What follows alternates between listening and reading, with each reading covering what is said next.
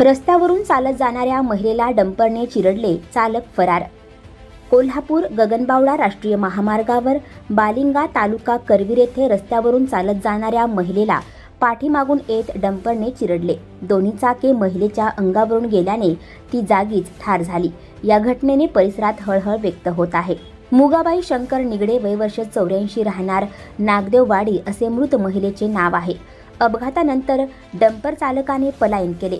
चालकाचे नाव सचिन माने, वय वर्ष 37, राहणार कोतोली, तालुका पन्हाळा असे आहे। नागदेववाडी तालुका करवीर येथील मुगाबाई निगडे या बालिंगा येथे बँकेत निघाल्या होत्या। बालिंगा येथे मुख्य चौकात रस्त्याच्या एका बाजूने चालत जात होत्या। याच वेळी दुपारी 12:15 वाजता दोनवडे येथून कॉन्क्रीटचा मिक्सर डंपर MH09FL 0444 कोल्हापूरच्या दिशेने निघाला होता। एवढ्या त्या डंपर चालकाने मागून थेट धडक दिल्याने मुगाबाई यांच्या अंगावरून डंपरचे पुढील व मागील चाक गेले।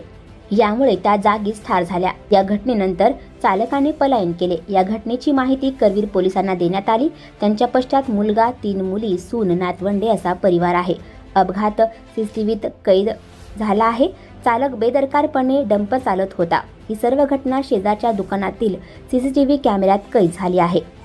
डोळ्यांदेखत आपल्या सासूचा असा दुर्दैवी अंत झाल्याचे पाहून सुनेलाही धक्का बसला। अपघातामुळे परिसरात बघ्यांची मोठी गर्दी जमली होती। या घटनेची नोंद करवीर पोलीस ठाण्यात झाली। मुगाबाई यांच्या पश्चात मोठा परिवार आहे। आणखी नवनवीन व्हिडिओ पाहण्यासाठी आत्ताच आमच्या स्टार TV 9 चॅनलला सबस्क्राईब करा, लाईक करा, शेअर करा। Bureau report, star TV 9, Kolhapur.